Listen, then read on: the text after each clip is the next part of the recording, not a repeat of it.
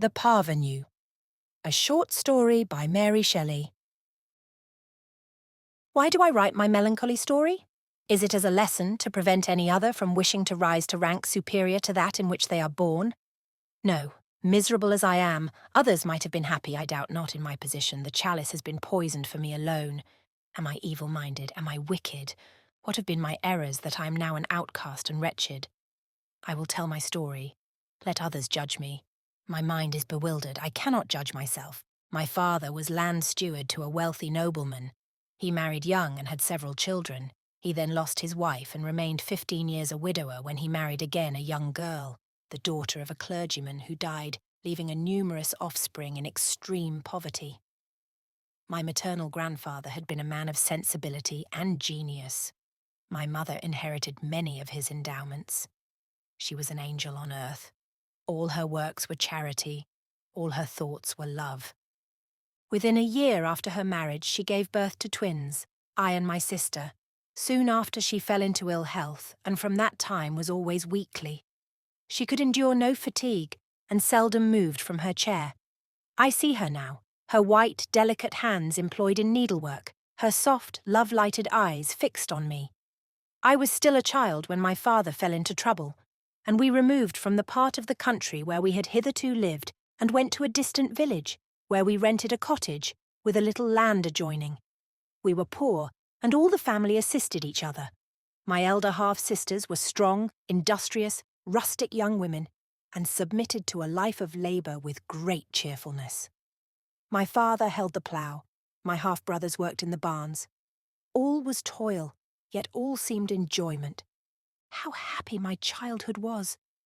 Hand in hand with my dear twin sister, I plucked the spring flowers in the hedges, turned the hay in the summer meadows, shook the apples from the trees in the autumn, and at all seasons gambolled in delicious liberty beneath the free air of heaven, or at my mother's feet caressed by her, I was taught the sweetest lessons of charity and love. My elder sisters were kind. We were all linked by strong affection. The delicate, fragile existence of my mother gave an interest to our monotony, while her virtues and her refinement threw a grace over our homely household. I and my sister did not seem twins. We were so unlike. She was robust, chubby, full of life and spirits. I, tall, slim, fair, and even pale. I loved to play with her, but soon grew tired, and then I crept to my mother's side, and she sang me to sleep, and nursed me in her bosom, and looked on me with her own angelic smile. She took pains to instruct me, not in accomplishments, but in all real knowledge.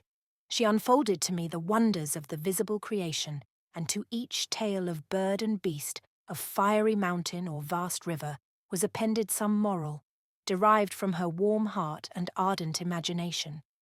Above all, she impressed upon me the precepts of the gospel, charity to every fellow creature, the brotherhood of mankind, the rights that every sentient creature possesses to our services.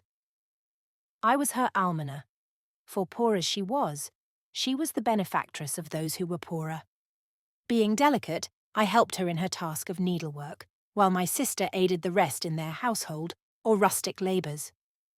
When I was 17, a miserable accident happened. A hayrick caught fire. It communicated to our outhouses, and at last to the cottage. We were roused from our beds at midnight, and escaped barely with our lives. My father bore out my mother in his arms, and then tried to save a portion of his property. The roof of the cottage fell in on him. He was dug out after an hour, scorched, maimed, crippled for life. We were all saved, but by a miracle only was I preserved. I and my sister were awoke by cries of fire. The cottage was already enveloped in flames. Susan, with her accustomed intrepidity, rushed through the flames and escaped. I thought only of my mother and hurried to her room. The fire raged around me. It encircled, hemmed me in. I believed that I must die, when suddenly I felt myself seized upon and borne away. I looked on my preserver. It was Lord Reginald Desborough. For many Sundays past, when, at church, I knew that Lord Reginald's eyes were fixed on me. He had met me and Susan in our walks. He had called at our cottage. There was fascination in his eye, in his soft voice and earnest gaze, and my heart throbbed with gladness as I thought that he surely loved me. To have been saved by him was to make the boon of life doubly precious. There is to me much obscurity in this part of my story. Lord Reginald loved me, it is true. Why he loved me, so far as to forget pride of rank and ambition for my sake, he who afterwards showed no tendency to disregard the prejudices and habits of rank and wealth, I cannot tell. It seems strange.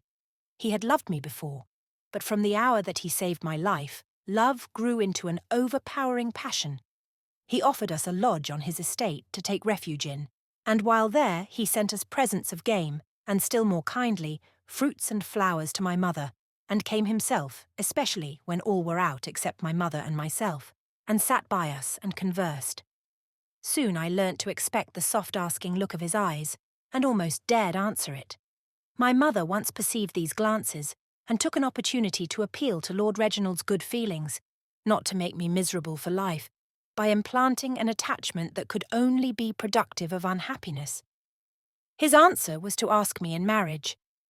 I need not say that my mother gratefully consented, that my father, confined to his bed since the fire, thanked God with rapture, that my sisters were transported by delight. I was the least surprised then, though the most happy.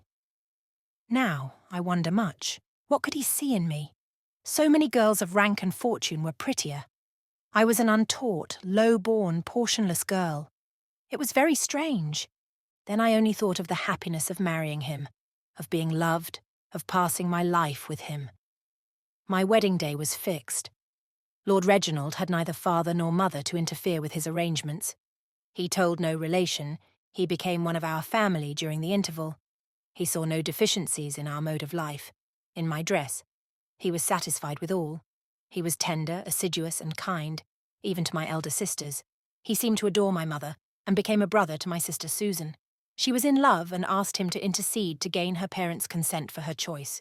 He did so, and though before, Lawrence Cooper, the carpenter of the place, had been disdained, supported by him he was accepted. Lawrence Cooper was young, well-looking, well-disposed, and fondly attached to Susan. My wedding day came. My mother kissed me fondly. My father blessed me with pride and joy. My sisters stood round, radiant with delight. There was but one drawback to the universal happiness, that immediately on my marriage I was to go abroad. From the church door I stepped into the carriage. Having once and again been folded in my dear mother's embrace, the wheels were in motion, and we were away. I looked out from the window. There was the dear group, my old father, white-headed and aged in his large chair, my mother, smiling through her tears, with folded hands and upraised looks of gratitude, anticipating long years of happiness for her child. Susan and Lawrence standing side by side, unenvious of my greatness, happy in themselves. My sisters conning over with pride and joy the presents made to them, and the prosperity that flowed in from my husband's generosity. All looked happy, and it seemed as if I were the cause of all this happiness. We had been indeed saved from dreadful evils. Ruin had ensued from the fire, and we had been sunk in adversity through that very event from which our good fortune took its rise. I felt proud and glad. I loved them all. I thought, I make them happy. They are prosperous through me. And my heart warmed with gratitude towards my husband at the idea. We spent 2 years abroad. It was rather lonely for me, who had always been surrounded, as it were, by a populous world of my own, to find myself cast upon foreigners and strangers. The habits of the different sexes in the higher ranks so separate them from each other that, after a few months, I spent much of my time in solitude. I did not repine. I had been brought up to look upon the hard visage of life, if not unflinchingly, at least with resignation. I did not expect perfect happiness. Marriages in humble life are attended with so much care. I had none of this. My husband loved me, and though I often longed to see the dear familiar faces that thronged my childhood's home, and, above all, pined for my mother's caresses and her wise maternal lessons, yet for a time I was content to think of them and hope for a reunion. Still many things pained me. I had, poor myself, been brought up among the poor, and nothing since I can remember forming an idea so much astonished and jarred with my feelings as the thought of how the rich could spend so much on themselves, while any of their fellow creatures were in destitution. I had none of the patrician charity, though such is praiseworthy, which consists in distributing thin soup and coarse flannel petticoats, a sort of instinct or sentiment of justice, the offspring of my lowly paternal hearth and my mother's enlightened piety, was deeply implanted in my mind, that all had as good a right to the comforts of life as myself, or even as my husband. My charities, they were called, they seemed to me the payment of my debts to my fellow creatures, were abundant. Lord Reginald peremptorily checked them, but as I had a large allowance for my own expenses, I denied myself 1,000 luxuries for the sake of feeding the hungry. Nor was it only that charity impelled me, but that I could not acquire a taste for spending money on myself. I disliked the apparatus of wealth. My husband called my ideas sordid and reproved me severely when, instead of outshining all competitors at a fete, I appeared dowdily dressed and declared warmly that I would not, spend 20 guineas on a gown while I could dress many sad faces in smiles and bring much joy to many drooping hearts by the same sum. Was I right? I firmly believe that there is not one among the rich who will not affirm that I did wrong, that to please my husband and do honour to his rank was my first duty. Yet, shall I confess it, even now, rendered miserable by this fault, I cannot give it that name. I can call it a misfortune. I have wasted at the slow fire of knowing that I lost my husband's affections because I performed what I believed to be a duty. But I am not come to that yet. It was not till my return to England that the full disaster crushed me. We had often been applied to for money by my family, and Lord Reginald had acceded to nearly all their requests.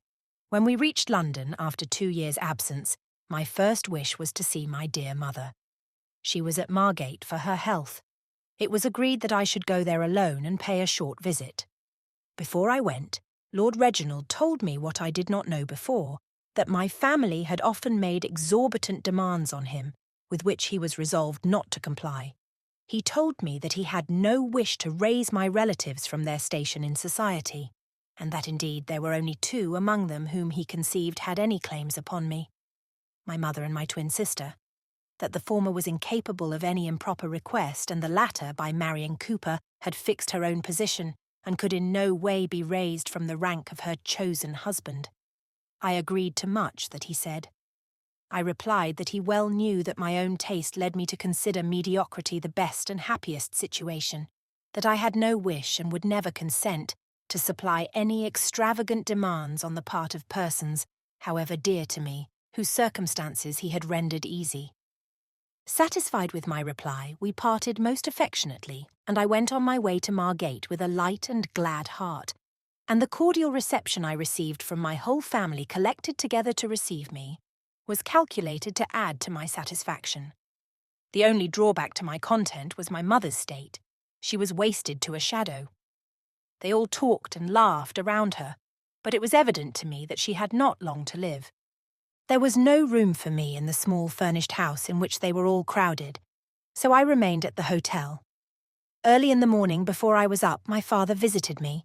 He begged me to intercede with my husband, that on the strength of his support he had embarked in a speculation which required a large capital, that many families would be ruined and himself dishonoured if a few hundreds were not advanced. I promised to do what I could, resolving to ask my mother's advice and make her my guide. My father kissed me with an effusion of gratitude and left me. I cannot enter into the whole of these sad details. All my half-brothers and sisters had married, and trusted to their success in life to Lord Reginald's assistance. Each evidently thought that they asked little in not demanding an equal share of my luxuries and fortune, but they were all in difficulty, all needed large assistance, all depended on me. Lastly, my own sister Susan appealed to me, but hers was the most moderate request of all. She only wished for £20. I gave it her at once from my own purse. As soon as I saw my mother, I explained to her my difficulties. She told me that she expected this, and that it broke her heart. I must summon courage and resist these demands, that my father's imprudence had ruined him, and that he must encounter the evil he had brought on himself, that my numerous relatives were absolutely mad with the notion of what I ought to do for them. I listened with grief. I saw the torments in store for me. I felt my own weakness and knew that I could not meet the rapacity of those about me with any courage or firmness. That same night my mother fell into convulsions. Her life was saved with difficulty. From Susan I learned the cause of her attack. She had had a violent altercation with my father. She insisted that I should not be appealed to, while he reproached her for rendering me undutiful and bringing ruin and disgrace on his grey hairs. When I saw my pale mother trembling, fainting, dying, when I was again and again assured that she must be my father's victim unless I yielded. What wonder that, in the agony of my distress, I wrote to my husband to implore his assistance. Oh, what thick clouds now obscured my destiny! How do I remember with a sort of thrilling horror the boundless sea, white cliffs and wide sands of Margate? The summer day that had welcomed my arrival changed to bleak wintry weather during this interval, while I waited with anguish for my husband's answer. Well do I remember the evening on which it came. The waves of the sea showed their white crests. No vessel ventured to meet the gale with any canvas except a topsail. The sky was bared clear by the wind. The sun was going down fiery red. I looked upon the troubled waters. I longed to be borne away upon them, away from care and misery. At this moment a servant followed me to the sands with my husband's answer. It contained a refusal. I dared not communicate it. The menaces of bankruptcy, the knowledge that he had instilled false hopes into so many, the fears of disgrace rendered my father always rough, absolutely ferocious. Life flickered in my dear mother's frame. It seemed on the point of expiring when she heard my father's step. If he came in with a smooth brow, her pale lips wreathed into her own sweet smile, and a delicate pink tinged her fallen cheeks. If he scowled and his voice was high, every limb shivered. She turned her face to her pillow while convulsive tears shook her frame and threatened instant dissolution. My father sought me alone one day, as I was walking in melancholy guise upon the sands. He swore that he would not survive his disgrace. "And do you think, Fanny," he added, "that your mother will survive the knowledge of my miserable end?" I saw the resolution of despair in his face as he spoke. I asked the sum needed, the time when it must be given. £1,000 in 2 days was all that was asked. I set off to London to implore my husband to give this sum. No, no! I cannot step by step record my wretchedness. The money was given. I extorted it from Lord Reginald, though I saw his very heart closed on me as he wrote the cheque. Worse had happened since I had left him. Susan had used the £20 I gave her to reach town to throw herself at my husband's feet and implore his compassion. Rendered absolutely insane by the idea of having a lord for a brother-in-law, Cooper had launched into a system of extravagance, incredible as it was wicked. He was many £1,000s in debt, and when at last Lord Reginald wrote to refuse all further supply, the miserable man committed forgery. £200 prevented exposure and preserved him from an ignominious end. 500 more were advanced to send him and his wife to America, to settle there, out of the way of temptation. I parted from my dear sister. I loved her fondly. She had no part in her husband's guilt, yet she was still attached to him, and her child bound them together. They went into solitary, miserable exile. "Ah, had we remained in virtuous poverty!" cried my broken-hearted sister. "I had not been forced to leave my dying mother." The £1,000 given to my father was but a drop of water in the ocean. Again I was appealed to. Again I felt the slender thread of my mother's life depended on my getting a supply. Again, trembling and miserable, I implored the charity of my husband. "I am content," he said, "to do what you ask, to do more than you ask. But remember the price you pay. Either give up your parents and your family, whose rapacity and crimes deserve no mercy, or we part forever. You shall have a proper allowance. You can maintain all your family on it if you please, but their names must never be mentioned to me again. Choose between us. You never see them more, or we part forever." Did I do right? I cannot tell. Misery is the result. Misery frightful, endless, unredeemed. My mother was dearer to me than all the world. I did not reply. I rushed to my room, and that night, in a delirium of grief and horror, I set out for Margate. Such was my reply to my husband. 3 years have passed since then, and during all this time I was grateful to heaven for being permitted to do my duty by my mother. And though I wept over the alienation of my husband, I did not repent. But she, my angelic support, is no more. My father survived my mother but 2 months. Remorse for all he had done, and made me suffer, cut short his life. His family by his first wife are gathered round me. They importune. They rob. They destroy me. Last week I wrote to Lord Reginald. I communicated the death of my parents. I represented that my position was altered, and that if he still cared for his unhappy wife, all might be well. Yesterday his answer came. It was too late, he said. I had myself torn asunder the ties that united us. They never could be knit together again. By the same post came a letter from Susan. She is happy. Cooper, awakened to a manly sense of the duties of life, is thoroughly reformed. He is industrious and prosperous. Susan asks me to join her. I am resolved to go. Oh, my home, and recollections of my youth. Where are ye now? Envenomed by serpents' stings, I long to close my eyes on every scene I have ever viewed. Let me seek a strange land, a land where a grave will soon be opened for me. I desire to die. I am told that Lord Reginald loves another, a high-born girl, that he openly curses our union as the obstacle to his happiness. The memory of this will poison the oblivion I go to seek. He will soon be free. Soon will the hand he once so fondly took in his and made his own, which now flung away trembles with misery as it traces these lines, moulder in its last decay.